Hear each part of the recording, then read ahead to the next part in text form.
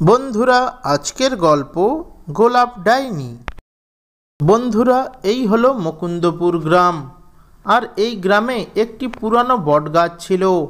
গ্রামের লোকেরা ওই জায়গাটিকে বটতলা নামেই চিনত।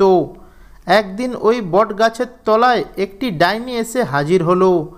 এরপর ওই ডাইনিটি একটি গোলাপ গাছের রূপ ধরে সেখানেই থাকতে লাগলো। এরপর কেটে যায় বেশ কিছুদিন পর ওই বটতলার পাশের পথ দিয়ে একটি বাচ্চা মেয়ে হেঁটে হেঁটে যাচ্ছিল। তখনই ওই বাচ্চা মেয়েটির নজর পড়ল ওই গোলাপ গাছের উপর। বাচ্চা মেয়েটি বলতে লাগলো, আরে, এখানে গোলাপ গাছের চারা কোথা থেকে এলো? এতদিন তো চোখে পড়েনি।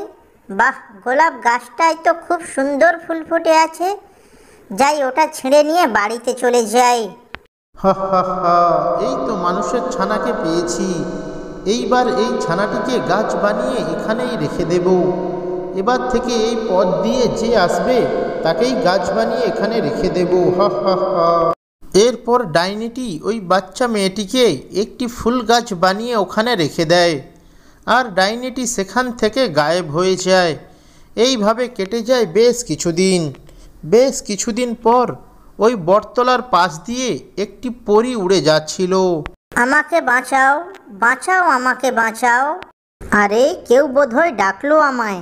কে কে আমায় ডাকছো? এই দিকে আমি, পিছনে দেখো। এই যে পরী, আমাকে বাঁচাও, আমাকে এখান থেকে উদ্ধার করো। একটা ডাইনি আমাকে ফুল গাছ বানিয়ে এখানে রেখে দিয়েছে। আমাকে দয়া করে উদ্ধার করো তুমি। আরে, তোমার কথা তো কিছুই বুঝতে পারছি না। তুমি বলছো তোমাকে ফুল গাছ বানিয়ে রেখেছে, কিন্তু কেনই বা ডাইনি তোমাকে এখানে ফুল গাছ বানিয়ে রেখেছে? হা হা হা। এই পরী, তোকে ভালোই বলছি, তুই এখান থেকে চলে যা, নইলে তোকেও ওর মতো অবস্থা করব। তোকেও ফুল গাছ বানিয়ে এখানে রেখে দেব। কি বললি ডাইনি? তুই আমায় ফুল গাছ বানিয়ে রেখে দিবি? এবার দেখ আমি তোর কি অবস্থা করি।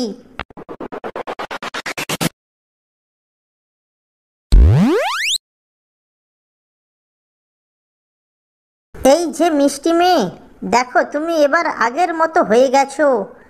আর ওই ডাইনিকে আমি বন্দি করে ফেলেছি। তোমার আর কোনো ভয় নেই। এবার তুমি নিশ্চিন্তে তোমার বাড়ি ফিরে যাও। আর আমি এই ডাইনির একটা ব্যবস্থা করছি। পরি দিদি, তোমাকে অনেক অনেক ধন্যবাদ। এবার তাহলে আমি আসি পরি দিদি।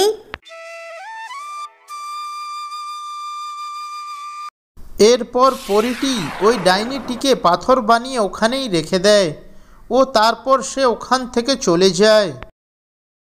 ভিডিওটি যদি ভালো লেগে থাকে তাহলে ভিডিওটিতে একটি লাইক করে চ্যানেলটি সাবস্ক্রাইব করবেন। ধন্যবাদ। এই জঙ্গলে নানা রঙের পাখি বসবাস করত। আর এই জঙ্গলের একটি গাছে বাসা বানিয়ে থাকতো একটি টুনি পাখি। আর এই জঙ্গলের আরও গাছে বাসা বানিয়ে থাকতো কালু কাক, কাকলি নামের একটি পায়রা, আরও নানান পাখি। এই সব পাখিরা টুনির খুব ভালো বন্ধু ছিল। একদিন টুনি তার বাসায় একটি ডিম পাড়ল। আর ওই খবরটা পেয়ে টুনির বন্ধুরা একে একে সবাই টুনিকে দেখতে এলো। কেউ বলে টুনির এই ডিম থেকে একটি ছেলে ছানা হোক, আবার কেউ বলে টুনির ওই ডিমটি থেকে একটি মেয়ে ছানা হোক। কিন্তু টুনি চাইছিল তার ওই ডিম থেকে একটি মেয়ে ছানা হোক। এমনি করে বেশ কিছুদিন কেটে গেল। তারপর সেই টুনির ডিম থেকে একটি মেয়ে ছানার জন্ম হলো। টুনি তার মেয়ের নাম রাখল মুনি। এমনি করে টুনি তার মেয়েকে নিয়ে রোজ খাবার সংগ্রহ করতে যেত। এমনি করে টুনি তার মেয়ে মুনিকে নিয়ে খুব সুখেই দিন কাটাচ্ছিল। একদিন টুনির জীবনে নেমে এলো ঘোর অন্ধকার। হঠাৎ টুনির একদিন খুব কঠিন অসুখ করে। পাশের জঙ্গল থেকে ডাক্তার নিয়ে আসা হলো। সে ডাক্তার ও টুনির অসুখ সারিয়ে দিতে পারে না। এমনি করে কিছুদিন যাওয়ার পর টুনির মৃত্যু হয়। টুনি মারা যাওয়ার পর টুনির আত্মা একটি ভূত টুনিতে পরিণত হয়। এরপর মা মরা টুনি ছানা বড্ড একা হয়ে পড়ে। এরপর মুনি যখন তার মায়ের বন্ধুদের কাছে যায়,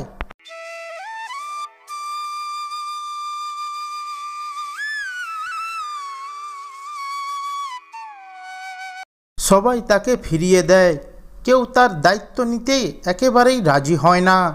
এরপর টুনির মেয়ে মুনি বাড়ি এসে অনেক কান্নাকাটি করে। মা হারা টুনি ছানা এখন বড্ড একা, এখন আপন বলতে কেউই তার নেই। সেই দিনের পর থেকে টুনির ছানা রোজ একাই যেত তার নিজের খাবার খুঁজতে। সে এতটাই ছোট ছিল যে সে নিজের খাবার নিজেই ঠিকমতো জোগাড় করতে পারত না। একদিন টুনির মেয়ে মুনি যখন খাবার খুঁজতে যায়, তখন একটা দুষ্টু ঈগল তার পিছু নেয়। এরপর টুনি ছানা ভয় পেয়ে তার বাসায় এসে কান্না করতে থাকে। এরপর দিন পেরিয়ে রাত নেমে এলো। আজ টুনি ছানা তার মাকে মনে করে খুব কাঁদতে লাগলো এবং সে কাঁদতে কাঁদতে তার মাকে ডাকতে লাগলো। মা, ও মা, কোথায় তুমি? দেখো মা, আমায় তুমি একা রেখে কোথায় চলে গেছো? ওই আকাশের তারা হয়ে গেছো তুমি। মা, ও মা, তুমি আমায় একা রেখে কেন গেলে মা? দেখো, আমি তো ঠিকমতো খাবার সংগ্রহ করতে পারি না। আমি কি করে বেঁচে থাকবো মা? তুমি আমাকে নিয়ে যাও। এমনি করে টুনি ছানা তার মাকে ডাকতে থাকে আর কাঁদতে থাকে। এরপর টুনির আত্মা তার ছানার সামনে এলো ও তার ছানাকে বলল, কাঁদিস না মা, আমি সব সময় তোর পাশে আছি। কি করব বল? জন্ম মৃত্যু তো সবই ওই উপরওয়ালার হাতে। সবাইকে তো একদিন চলে যেতে হবে। কেউ হয়তো আজ, কেউ হয়তো কাল, কিন্তু সবাইকে একদিন চলে যেতে হবে এই দুনিয়ার মায়া ছেড়ে। তুই কাঁদিস না মা, আমি সব সময় তোর সাথে আছি। আমার আশীর্বাদ সব সময় তোর উপর থাকবে। একটা কথা মনে রাখিস, কঠিন সংগ্রামের মধ্য দিয়েই বেঁচে থাকাই হলো আমাদের জীবন। জীবনে অনেক কঠিন সময় আসবে, সেগুলো উপেক্ষা করে তোকে সামনে এগিয়ে যেতে হবে। তবেই দেখবি একদিন সব ঠিক হয়ে গেছে। টুনি এসব কথা তার মেয়ে মুনিকে বলে সেখান থেকে অদৃশ্য হয়ে যায়। টুনি চলে যাওয়ার পর মুনি বলতে লাগলো, যার মা নেই সেই একমাত্র জানে যে মা হারানো কতটা কষ্টের। মা পাশে না থাকলে গোটা পৃথিবীটাই শূন্য মনে হয়। মা, আমায় কেন তুমি একা ছেড়ে চলে গেলে? মা, আমায় কে খাইয়ে দেবে? কে আমায় ঘুম পাড়িয়ে দেবে মা? এই সব বলতে বলতে মুনি তার মাকে মনে করে কাঁদতে কাঁদতে ঘুমিয়ে পড়ে। ভিডিওটি যদি ভালো লেগে থাকে তাহলে ভিডিওটিতে একটি লাইক করে চ্যানেলটি সাবস্ক্রাইব করবেন। ধন্যবাদ।